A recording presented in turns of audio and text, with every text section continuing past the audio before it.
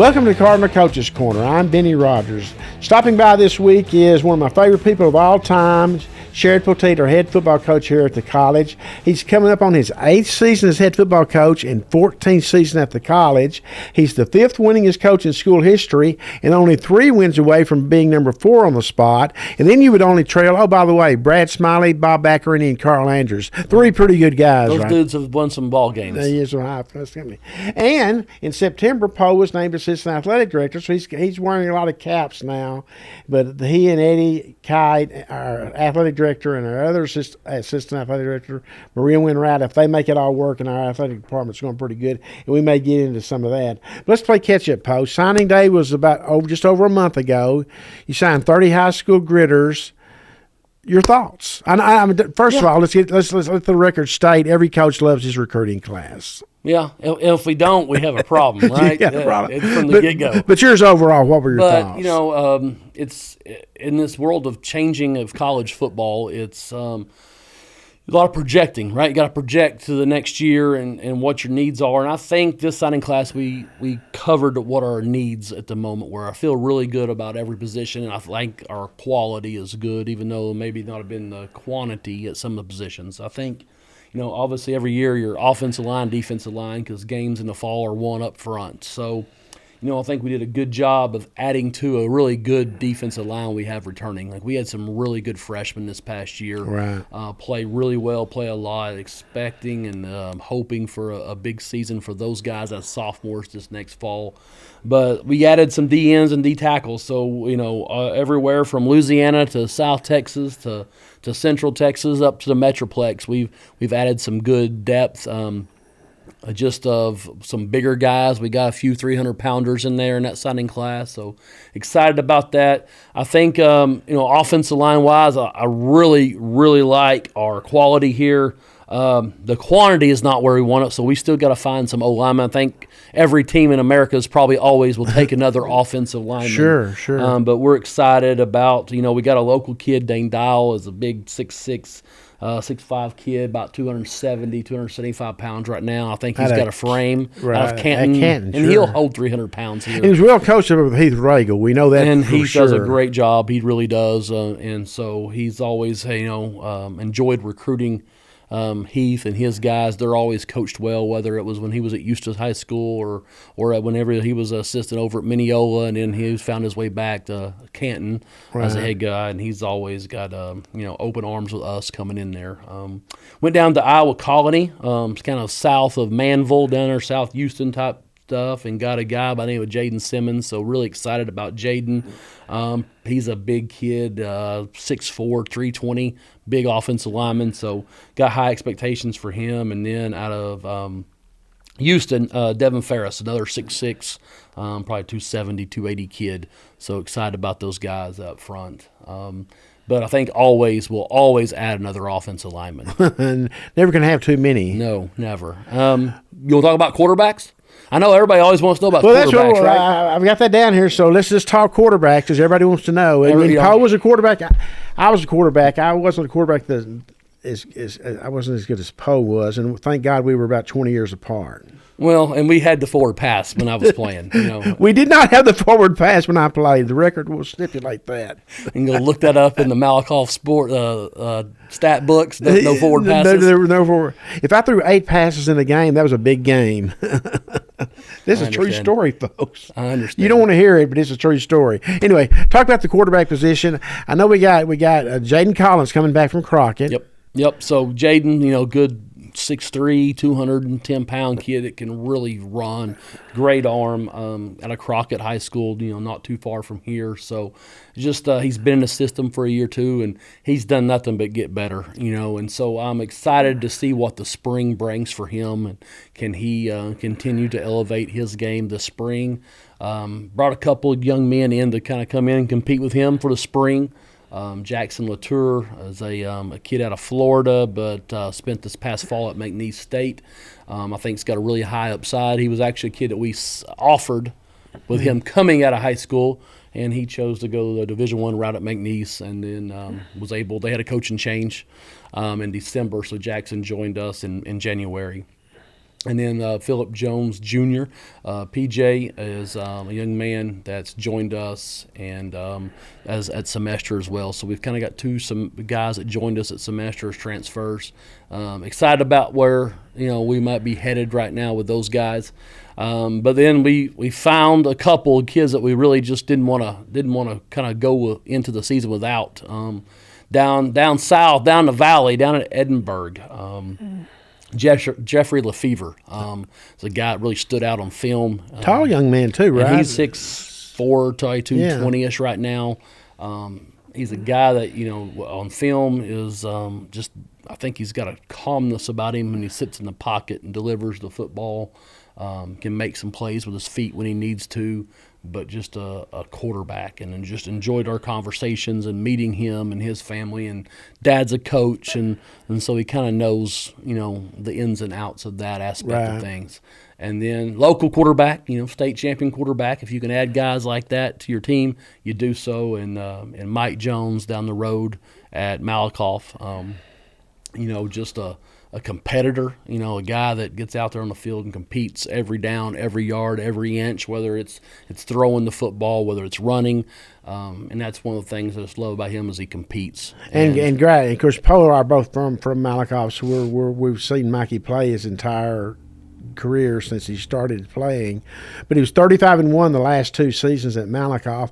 But the thing about it is his leadership abilities and the heart that he plays with. Yeah, he's just a tough kid, a competitor, and like I said, he's won a lot of ball games. Over 3 years, he's won a lot of football games starting, and so you want to add winners, to your program as well, and hope that becomes contagious as well. So we're excited about our quarterback room headed into the next fall. Well, that's a perfect opportunity to talk about something you're going to get a chance to do. You're going to get to coach your youngest son, Parker, who also played at Malakoff and was the defensive MVP in the championship game in 2023. I want you to take your coach's cap off, not literally right now, but figuratively. And you're a dad. How great is that going to be? Well, I'm going to enjoy it, just kind of right now of projecting to the future of, I have the best seat in the house of watching some football, right on the sideline. And I'm looking forward to it. I don't think, I think it's something that not everybody gets to experience. And I think it could be a really cool, neat experience to go out there and coach your child and have firsthand knowledge and vision and just able to see and see everything right there in front of you and be a spectator as well as coaching. But from the coaching side, I mean, he's what you want in a football player. I mean, the kid he plays hard, he plays tough. He's got a little fire, got a little excitement about him. Just a little bit. He gets that from his mama. Yeah. But he gets after it and he plays tough and physical. But and he's dirty and nasty and grinds and he plays tough, and that's what you want. You want tough dudes on your football team, and I think that's something that sometimes you can. It's not in everybody anymore, and there's not just toughness to go around, and so I'm excited about it, and we'll see how things go. You released your 2025 schedule recently. You got a game coming up in Palestine. I know everybody's all excited about that, and the folks in Palestine are extremely excited about it. The thing that jumped out at me, though, is your first 2 conference games are against Tyler and Cisco, and they're both home games. Put some significant importance on those 2 games, does it not?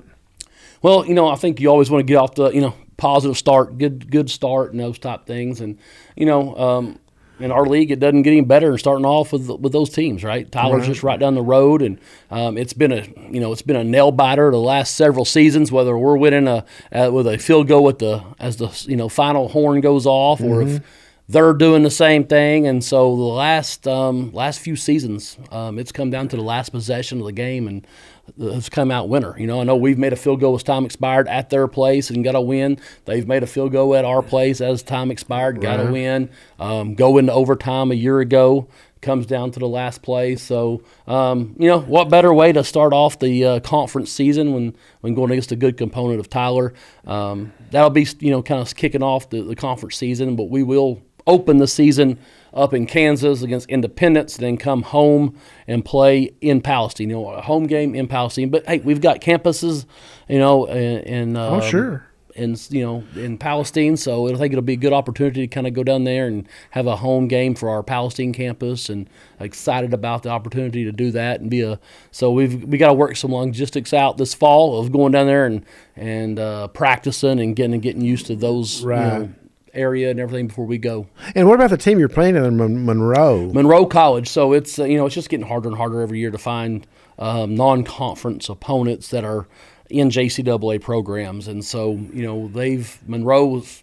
There's nobody really close to them, and so they have to do a lot of traveling and that type of stuff. So we were able to get a deal worked out for them to come down here and play us. So Monroe College will, it's finding an NJCAA opponent is who you want to play instead of playing maybe a prep school or a JV squad or something. So I think it's be the first time Trinity Valley has played Monroe. So I'm looking forward to it. It will be, actually. Yeah, it will be. Okay, well, next up is spring ball. That's coming up here. We got spring break coming up next week, and then you get back. Tell us what's ahead for Cardinal football the rest of the semester. Yeah, so since our team has kind of showed back up this spring semester in January, it's been a lot of weight room stuff, a lot of speed agility, plyo, kind of working on that change of direction, and then strength. And so next week is spring break. So we're kind of wrapping up a 6-week cycle in the weight room right now this week. So before the kids get out of here for spring break, we'll be getting our maxes, just kind of showing them their growth over the past 6 weeks in the weight room. Mm-hmm. Get those new maxes so we can adjust some weights as we get set for the next 6 weeks once we return. And the same thing, we'll be in the weight room 3 days a week, Monday, Wednesday, Friday once we return from spring break. And then that first week back, we'll use a lot that week of install meetings, getting ready for practice. And then April 1st will be practice number 1. So we're going to hit the weight room Monday, Wednesday, and Fridays. We'll be on the practice field Tuesdays and Thursdays. And you get, 15 or 18 workouts? We have 12 scheduled. I think we can have up to 20, I believe, but we got 12 scheduled. And what type of numbers are you working with in the spring this year? Right now we're at 78 guys. Oh, wow, okay. And so it gives a lot of opportunity of guys that come to Trinity Valley, that show up, that say, hey, I want to play football, or hey, I want to walk on, and that type of thing. And so we've kind of got a program that they go through in the summer and in the fall, and if they make it, take care of business in the classroom, take care of business off the field, and then have some athletic ability to them, it's a great opportunity for those guys to come out and join our team in the spring, go through spring practice with us, see if they can make it, knowing that we've got, 30-something guys coming in that we sign on signing day to join them as well. So it gives some guys an opportunity, and some of those guys won't be able to make it with us, but it gives them a little bit of film for the spring to maybe help them get on at the next school. I'm going to say this about Poe and his coaching staff, though. They don't hold a kid back if they think he's ready to move on. That kid gets an opportunity to move on. We've got some that's picking up some steam right now, and it's well-deserved. And so we've got some good ones that performed well in the fall. They've gained some of that weight that they didn't have that, last year is why they kind of got overlooked a little bit. And that's why the Division I schools right now are going to the portal and they're going to junior college. Is why would I take a high school kid when I could go take a 20-year-old? Why sign an 18-year-old when you can go get a 20 or 21-year-old? Right. And we've had some guys that, after a year of developing, of eating and hitting the weight room and all that, now their body looks like, those 4-year schools want them to look like, and we wind up losing some. And it'll happen. I just hope it's very few. Yeah, the fewer the better, as they say.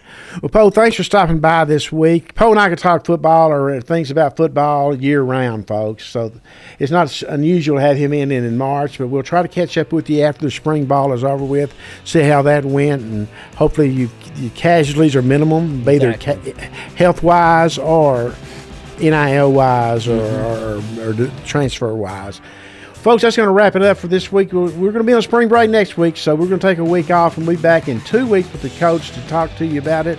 Until then, thanks for stopping by, and go Cards.